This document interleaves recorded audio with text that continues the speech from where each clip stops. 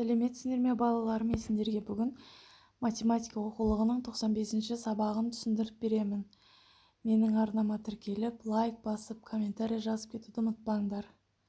Сонымен сабағымызды бастаймыз. Бірінші есеп: суретке және санды теңдіктерге қара. Оларды түсіндір дейді. 5-ке 2-ні қосамыз тең 7, 7-тен 5-ті аламыз 2, 2-ге 5-ті қосамыз тең 7, 7-тен 2-ні аламыз тең 5 дейді. Әріпті теңдіктерін қалай құрылғанын түсіндір дейді. Қосылғыш, қосындының мәні азайғыш, азайтқыш. Айырманың мәні дейді. Яғни қосу арқылы тексеріп, одан кейін алу арқылы қайтадан тексереміз. Екінші есеп: суреттерге өрнектер таңда. Суреттер мен өрнектер бойынша есептер құрастыр. Олардың біреуін шығар дейді. Яғни 8-ден 2-ні аламыз, 8-ге 2-ні қосамыз. Шартын құрайық. Болды 10 кәдесый, алды 2 кәдесый. Қалды қанша дейді. Шеше 10-нан 2-ні аламыз тең 8. Жауабы қорапта 8 кәдесый қалды. Осылай шығарамыз.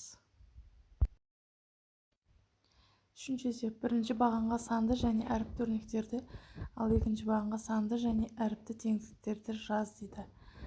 Яғни біріншісіне өрнектер, екіншісіне теңдіктер жазамыз. Яғни ішінде тең болса, оны теңдіктерге жазамыз. Яғни бірінші өрнектерге 10 қосу 40, А алынған 20, 70 алынған С. Ал теңдіктерге С қосылған А тең Б, Б алынған С тең А, 9 қосылған 1 тең 10. Төртінші есеп: теңдіктер құрастыр, кім жылдам дейді. Яғни бұл жерде 6-ға 3-ті қосамыз тең 9, 7-тен 3-ті аламыз тең 4. Осылай жазамыз.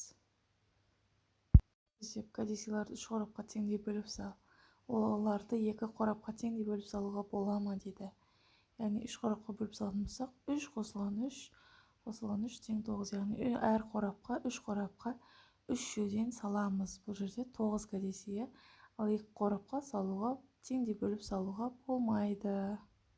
Сонымен бүгінгі сабағымыз бітті. Хош сау болыңдар.